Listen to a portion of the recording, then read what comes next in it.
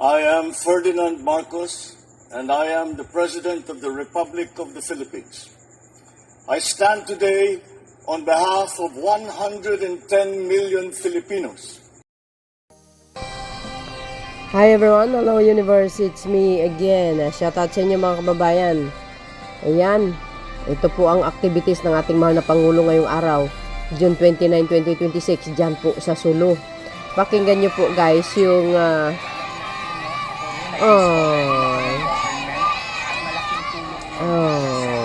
galing naman mga chikiting. Pakinggan nyo guys yung mensahe ng gobernador ng Sulu. Na natatatch ako sa sinabi niya. Tunay na ama ng bayan ang Pangulong Marcos Jr. Talagang suportado din siya guys ng karamihan ng mga Muslim. Oo, totoo yun. Lalo na sa barn. Sa totoo lang. Ayan, nandoon ang Pangulo ngayon sa Sulu, namigay ng tulong.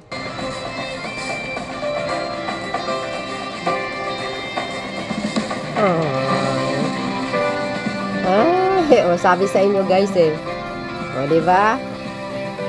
Kala nyo maka talaga yan.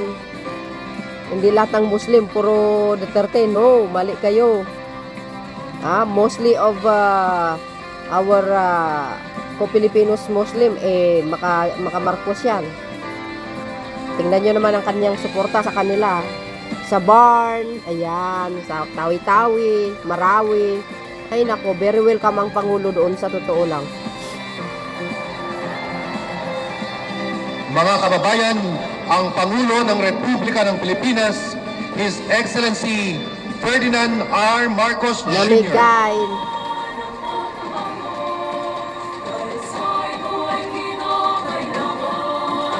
Ngayon po ay ating natutunghayan ang pamamahagi ng mga bigas sa bawat pamilya dito sa probinsya ng Sulu. Ang programang ito ay sinasagawa bilang bahagi ng pinalawak na implementasyon ng Local Government Support Fund o LGSF sa buong bansa na naglalayong mapabilis ang paghahatid ng tulong at mga pangunahing pangangailangan sa bawat komunidad, lalo na sa mga pamilyang higit na nangangailangan. Ang ating mahal na Pangulo ay namamahagi ng tig sa 10 kilong bigas sa ating mga beneficiaries bilang simbolo ng patuloy na pag-aruga at suporta ng pamahalaan sa sambayanang Pilipino. Sa pamamagitan ng inisyatibong ito, patuloy pong pinagtitibay ng pambansa at lokal na pamahalaan ang kanilang pagtutulungan upang masiguro na may agarang suporta na direktang na ipapaabot sa ating mga kababayan. Patunay din ito ng malasakit ng administrasyon sa kapakanan at pang-araw-araw na pangangailangan ng bawat Pilipino.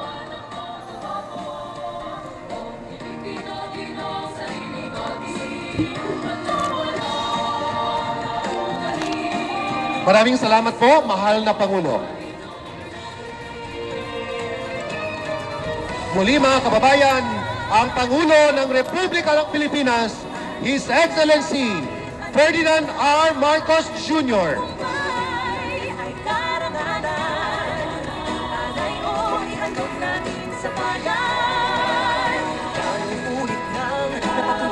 ng Pilipino, husay at takas, kagandahan at talento, makipagpaligsahan kahit anong oras, ang among Pilipino. Dami-dami nila guys Biro mo, lahat yan makakatanggap ng bigas. Kadami Maaari na po tayong maupo. Dami Dami yan guys, lahat sila makakatanggap ng bigas. Magandang umaga po sa ating lahat. Tayo ay nagtitipon-tipon ngayon para sa programang Bawat Bayan Makinabang Sulu. Sa Sulu. Para sa panimulang bahagi ng ating programa, tinatawagan natin si Sulu Governor Abdussakur Eitan II para sa kanyang pambungad na talumpati. Guys, pakinggan nyo yung talumpati niya. Natouch ako talaga. Sa totoo lang. Ayan, shout out sa ating mga kababayan na mga Muslim sa Sulu. Shout out po. Ayan. Napaka yung kanyang mensahe. Nakaka-touch sa totoo lang. Talagang Malaking respeto. Assalamualaikum warahmatullahi Malaking respeto wabarakatuh. nila kay Pangulong Marcos Good morning Jr. to everyone. Sa kagalang-galang na Pangulong Ferdinand R. Marcos Jr., sa mga kilalang opisyal ng ating pambansang pamahalaan, mga miyembro ng gabinete, mga lokal na pinuno sa ating mga pinunong pangrelihiyon, mga kinatawan ng civil society, ating security forces, mga pinagpipitagang panauhin, at sa aking mga kababayang tausok, magandang umaga po sa inyong lahat.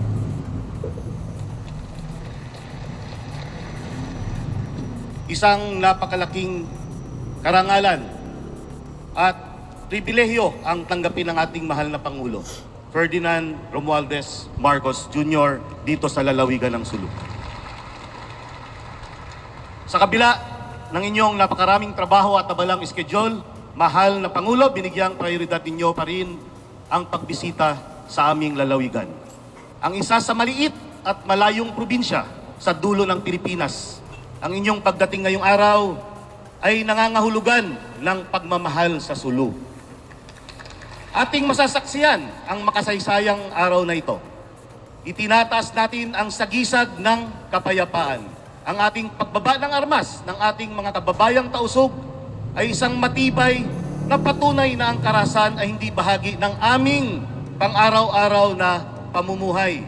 Ang mga tausog ay hindi nabubuhay para sa patuloy na pakikibaka, bagkus kami ay naghahangad ng pag-unlad at transformasyon.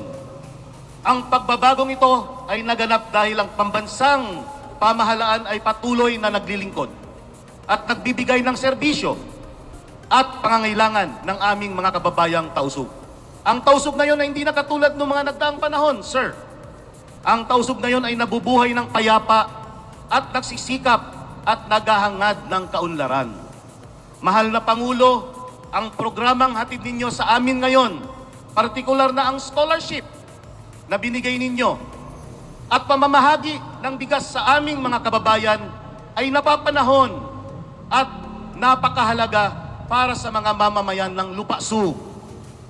Katuwan ng positibong hakbang na ito, ang taong 2026 ay isang krusyal na yugto para sa amin dahil formal nang sisimulan ng Sulu ang transisyon patungong Region 9. Wow. Sa darating na taong 2027, ganap na kaming mapapabilang sa Region 9. Isang bagong kabanata na haharapin namin ng may pag-asa at kahandaan.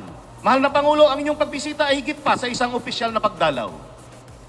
Ito ay isang malinaw na patunay na mayroong solusyon sa mga hamon aming kinakaharap, lalo na sa sektor ng kalusugan, Department of Health, at sa edukasyon, Department of Education.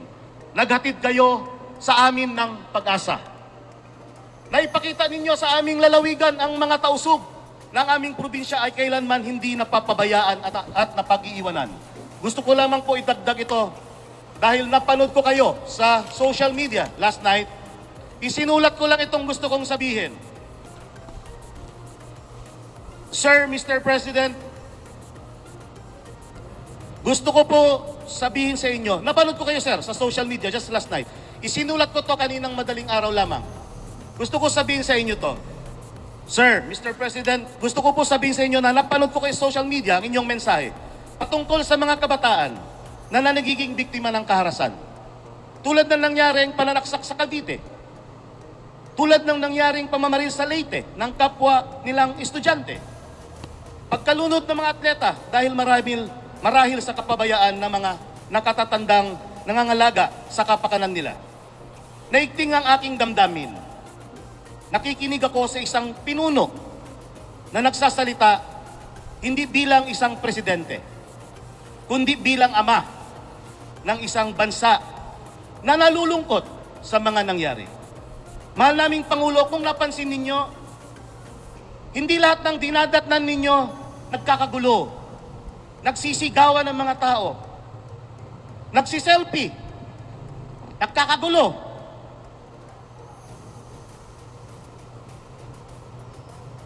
Ang mapapansin nyo, sir, nakatitig lamang sa inyo.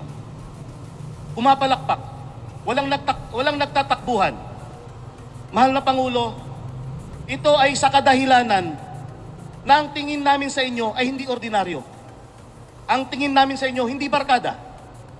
Ang tingin namin sa inyo ay isang ama na inaasahan namin sa lahat ng bagay at magiging sandalan namin sa lahat ng magiging problema ng aming probinsya. Wow. Respeto, Mr. President, ang umiiral sa aming mga tausog pag kayo ay aming nakikita. Gustong-gusto ko yung sinabi nyo na ang paghingi ng tulong ay hindi kahinaan. Tatay namin kayo. Tatay kayo ng buong sambayan ng Pilipinas. Welcome to Sulu, sir. Maraming salamat po. Wow. Maraming salamat, Governor Tan. Sa puntong ito, ating inanyayahan ang ating mahal na Pangulo upang pangunahan ang paggawad ng Socio-Civic Projects Fund or SCPF Financial Assistance na may kabuuang halaga ng 82 million pesos, Dami. kung saan may tig to 200,000 pesos ang bawat barangay. Upang tanggapin ang cheque, narito po si Governor Tan kasama sina ABC Provincial Federation President Nurhaipa B. Ayub na siyang kumakatawan sa 410 na punong barangay dito sa probinsya ng Sulu at isang presidential scholar na kumakatawan sa 2,050 presidential scholars. Maraming salamat po, mahal na Pangulo.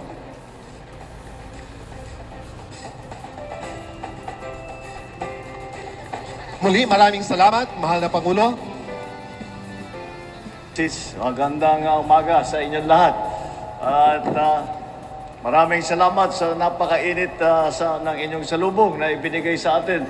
At ako naman ay natutuwa na nakarating ako dito sa inyo para naman tignan itong aming bagong programa na nailabas. Ito yung bagong programa na galing una-una. Dalawa po ito. Yung una po ay galing po sa LGSF. Ano ba yung LGSF? Ang LGSF ay Local Government Support Fund. At ito ay pondo na nasa national government para ibigay sa mga local government. Ngunit, noong nasa nakaraang taon, ilang taon, hindi natin nalalaman kung paano ang sistema na parang pag-release, paano pag-avail dito sa LGSF. At alam ko ito dahil governor din ako nang matagal. 9 years ako nag-governor sa Ilocos Norte. At alam namin, mga kapwa-governor, alam namin yan na may LGSF, pero nagtatanungan kami, saan ba namin makuha yan? Paano ba kailangan namin ng pondo para makatulong? Wala namang masyadong magandang sistema dati. Kaya sa 9 years ko bilang gobernador ng Ilocos Norte, hindi ako nakakita ng kahit isang kusing doon sa LGSF na yan.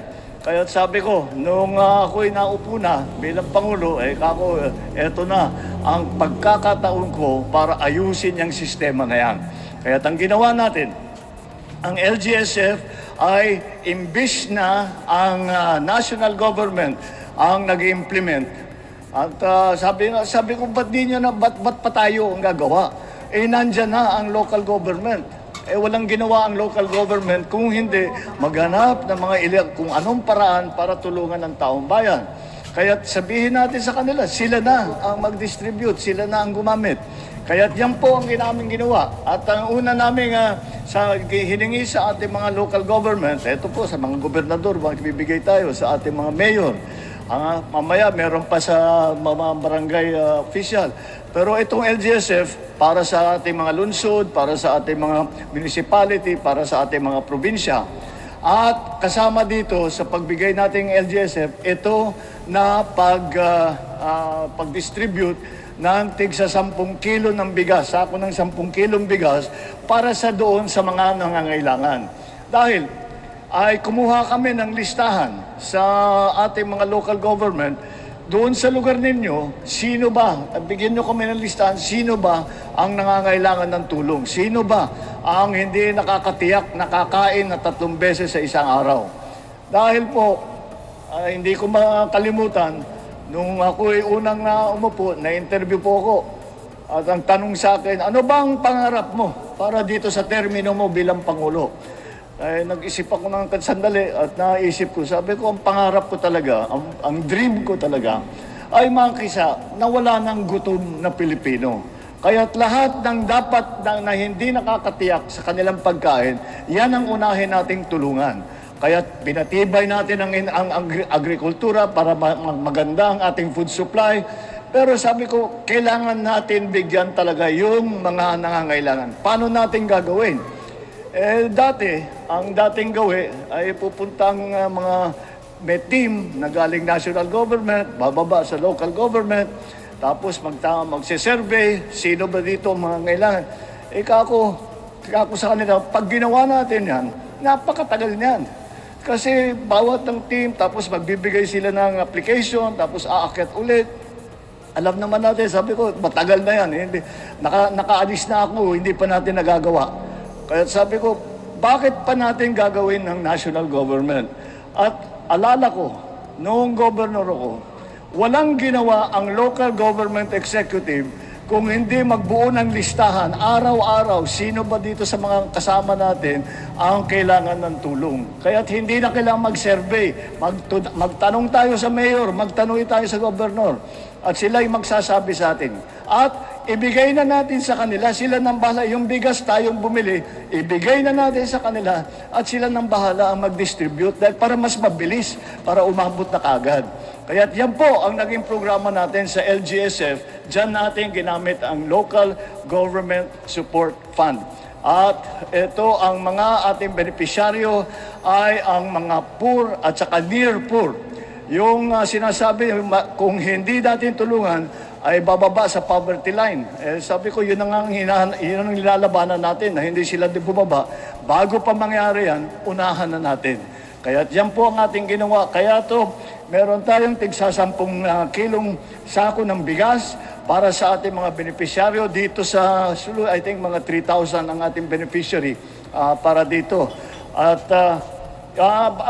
wag po kayong mag-alala. Ito po ay hindi minsanan lang to. Magbibigay kami ng sako ng bigas 6 na beses sa buong taon. So kada 2 buwan, meron na naman po nito. Patuloy natin ginagawa. Ang pangalawa naman na programa, na bago natin programa, ay para sa mga barangay. Dahil kagaya ulit, balik na naman ako sa karanasan ko bilang gobernador, ay nakikita ko yung mga, siyempre may sharing ang sa IRA. May sharing, 10% dapat sa barangay. Pero lagi nangyayari, hindi mo naman masisisi yung mga ibang opisyal. Pero pag humingi ng pondo, ang barangay, laging sagot, wala, nagamit na namin napunta sa nagkabagyo nagkaganon. Basta't wala nang makuha. Kako, paano naman yan? Dahil marami silang inaalala, marami din silang kailangan gawin. Tapos, kasabay nito, ang aking naging priority sa pangalawang bahagi ng aking termino bilang Pangulo, ay sabi ko mag-prioritize tayo ng edukasyon. Kaya ginagawa namin, hinahabol namin ang kakulangan sa classroom. At yan din, sinama ko kasi ang dating gawi, ay sabi ko, bakit ang gagawa na naman ang DPWH, DepEd, DPWH, ilan lang ang magagawa.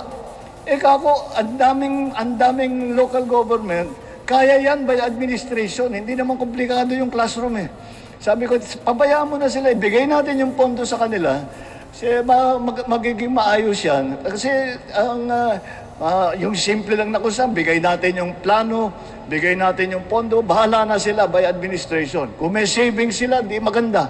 Mag-saving sila para may magamit sila sa iba. At isa pang naisip ko, sabi ko, nakakasiguro ba tayo? May nagtanong, nakakasiguro ba tayo? Nagagamitin sa tama yan. Sabi ko, hindi kayo nakakaintindi ng local government. Ang local government, hindi kayang gawin yung ginawa sa mga flood control na yan. Hindi pwede, dahil pag hindi magandang trabaho, pinupuntahan tayo sa bahay, kakatukin kayo ng alas 2, alas 10 ng umaga, bakit ang pangit ng ginawa ninyo? Bakit ganito? Bakit yung ganyan? Wala pa. Bakit yung pinangako ninyo? Wala pa. Kaya meron tayong nagbabantay. In other words, lahat ng inyong constituent. Kaya malakas ang loob ko na magiging maayos itong programa ito at ang magbibigay at kung anuman ang benepisyong binibigay ng national government, basta't idaan sa local government, ay alam ko na tiyak na mabilis lalabas at tama ang pupuntahan. Pangalawa naman, yung pangalawang programa, yung para naman sa barangay. Ito yung tinatawag namin Socio-Civic Development Program, SCDP. Ang Social Civic Development Program, itong ginawa po natin, ay may pondo ang national government ulit. Naiisip ko ulit ang sitwasyon ng ating mga barangay. Bigyan na natin yung barangay para meron din silang hawak na pera. And ang ginawa natin, all the barangays, lahat ng barangay sa buong Pilipinas, binigyan natin ng tig 200,000 pesos. Yung 200,000 na yan, ang hiningi lang natin sa ating mga barangay opisyal, ako sa kanila, yung kalahati, basta't gamitin ninyo para sa ating mga kumuha tayo ng scholar. So sa 200,000, 100,000 dyan ay gagamitin para tulungan ang mga scholar na pipiliin ng barangay. At sila ay tinatawag ngayon, sila ang naging presidential scholar. Yun yung orientation kanina sa labas, yan po ang mga presidential scholar natin. So sabi ko, mamili kayo, bawat barangay, mamili kayo ng 5 para na gagawin nating scholar na tutulungan natin. At yung 5 na yun, magkakatanggap ng tig 20,000 at ito ay gagamitin nila para sa kanilang pag-aaral at para makapagtapos sila. At hiningi ko lang sa mga barangay official, piliin ninyo yung mga magtatapos na pero delikado, baka hindi makapagtapos dahil kulang sa pambayad, kailangan magtrabaho, kung ano man ang dahilan. So mamili kayo para matapos nila ang kanilang pag-aaral dahil napaka-importante niyan.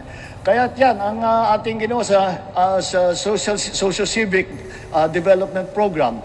Yung natirang 100,000 ay nasa sa inyo na yun kung saan yung gagamitin. Dahil malakas ang paniwala ko na at alam ko namang totoo ito, walang nakakaalam sa problema sa isang barangay kung hindi ang mga barangay opisyal. Dahil hindi mo naman pwede sabihin, maraming common problems. Pero bawat barangay, meron din sila, sarili lang, doon lang ang nagka-problema yan. Kung nasa bundok, kung nasa tabing dagat, iba-iba ang mga hinaharap nilang problema. Ang nakita ko lagi, lagi kong sinasabi na maganda, makinig tayo sa local government dahil hindi lang naman problema ang dinadala nila. Ang dala din nila ay mga possible na solusyon. Kaya sabi ko, imbis na tayo pa ang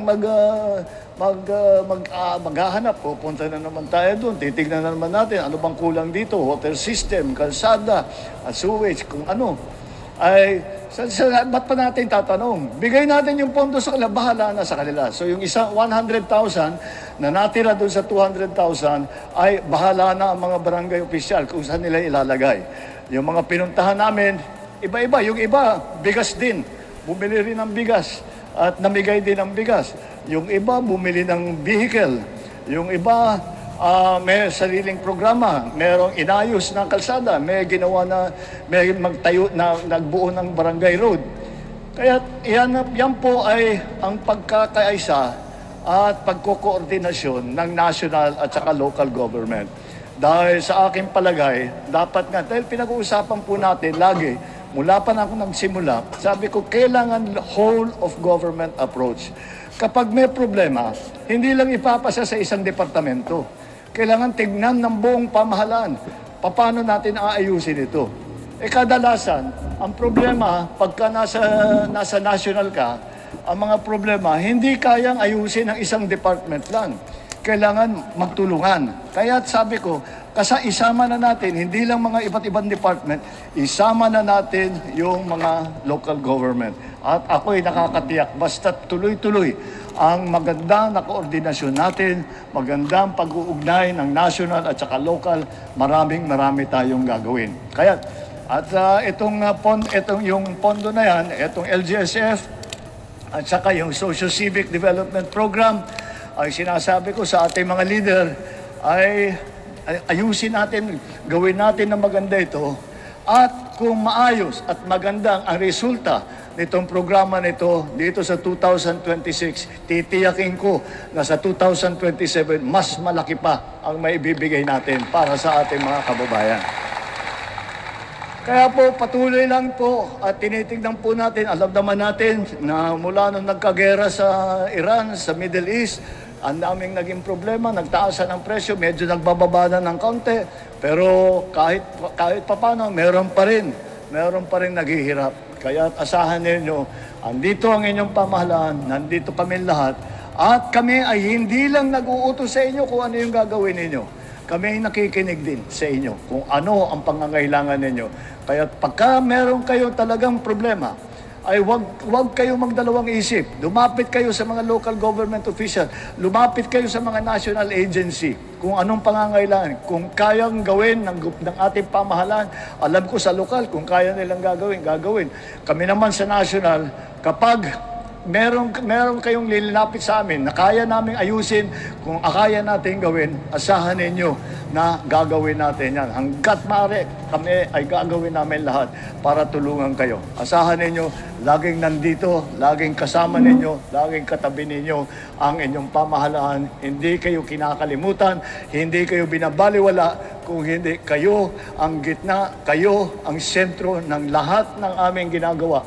Lahat ng aming ginagawa ay para sa taong bayan. Asahan ninyo, hindi po titigil ito, patuloy po ito hanggat masabi na nga natin na lahat ng ating mga kababayan na nangangailangan ay naalalayan natin, natulungan natin, nabigyan natin ng kaunting ginhawa para maging mas maganda naman ang kanilang buhay. Yun lang po. Ito po ang ating dalawang programa. Maraming salamat sa inyong pagdating. Magandang umaga po sa inyong lahat. Maraming salamat po, mahal na Pangulo. Ang mensahe ng ating mahal na Pangulo, sa dami niyan, siyempre lahat yan makakatanggap ng tulong. Lalo na sa bigas. Iba rin talaga pag si PBB, iba talaga pag Marcos ang mamumuno. Walang kaligtaan hindi kinakaligtaan ng bawat region. Mula Hulu hanggang Sulu. Apari, sabi nga yung kanta ng Itbulaga. 'Di ba? Occupied lahat Basta Marcos ang mamuno. At napakinggan nyo siguro naman yung sinabi ni Gob. Sobra-sobrang tulong. Grabe, 'di ba? Hindi ibig sabihin, yung tulong para sa kanila, hindi po nagkukulang ang pamahalaan. Even sa barn, sabi ko nga Marawi, Tawi-Tawi, sa totoo lang.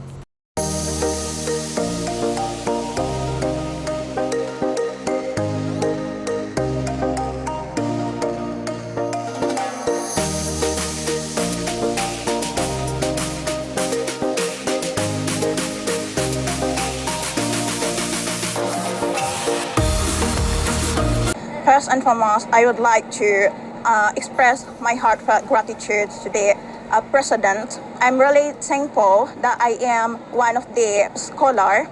This is more than just assistance, but rather a source of inspirations, a gift of hope. Makakatulong po ito sa aming mga estudyante, especially ngayon, 4th year na kami. So therefore, makakatulong po ito sa amin, sa mga thesis, sa mga school expenses. Thank you for the opportunity. You are one of the great president here in the Philippines. Thank you. Unang-una, gusto ko magpasalamat sa Pangulong President Ferdinand Marcos Jr. sa cash assistance na binigay niya sa amin, especially yung 100,000. Malaking bagay po sa amin dito sa barangay, sa Sulu, especially sa Parang. Sa barangay ko po, napag-isipan ko yung cash assistance na binigay ni Presidente, maaaring pwede kong i-procure ng example sa submersible pump para kasi sa kakulangan ng tubig or sa isang bagay. And then also, naisip ko na pwede kong ipamili ng genset, which is kailangan din namin yun sa aming barangay dahil sa kakulangan ng kuryente. Masayang-masaya kami, kinagagalak namin na i-welcome si Presidente dito sa Sulu dahil personal niya kaming binisita at saka personal din kami magpapasalamat sa kanya kahit dito hindi man namin siya makausap. Pero malaking bagay yun sa amin na binisita niya kami mismo dito sa Sulu dahil ibig sabihin nun, pinahalagahan niya lahat ng sulok ng bansa, especially sa mga sityo at saka kabaranggayan na pwedeng matulong ng cash assistance na binigay niya sa amin. Ang bigas po ay mahalaga sa amin. katulad namin mahihirap. Kasi ito ang important sa amin. Kaya sana po na tuloy-tuloy ang pagbibigay sa mga katulad namin mahihirap. Nagpasalamat po ako na pumunta ang Pangulo dito sa amin sa Mindanao. Maraming pong salamat, Mr. President, sa sa pagbibigay mo sa amin ng ayuda. At sana po tuloy-tuloy 'yun ang pagbibigay mo sa amin.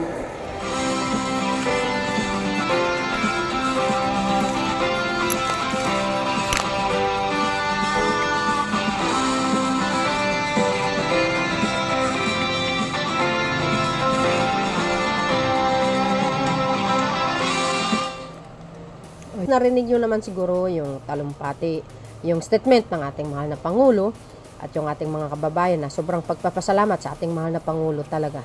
Bihira lang po ang ganyan at I think for the first time, ngayon lang po nangyari yan. Mainit ang pagtanggap ng ating mga kababayan ng Muslim sa ating mahal na Pangulo.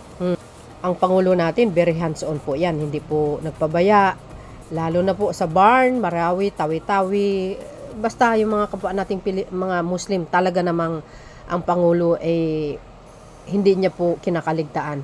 Inaalala niya talaga yan. So, marami pa guys, abangan nyo ang Pangulo sa mga lugar nyo dyan sa Mindanao. No? At suportahan natin patuloy ang Marcos administration dahil siya naman po ay nagtatrabaho ng gusto. Nakikita naman natin po yan sa social media. Huwag na tayong makisali dyan sa mga sa mga Duterte supporters. Wala kayong makuha dyan, kundi puro paninira lang. Doon tayo sa nakakatulong sa atin, tulad ni Pangulong Marcos Jr. So, yun mga kababayan, ang Pangulo, abangan nyo. Iikot po yan. Thank you guys for watching. Follow me and likes. Hit the button bell para laking updates. Okay, bye and baboos. God bless Philippines. Bye everyone. There's more.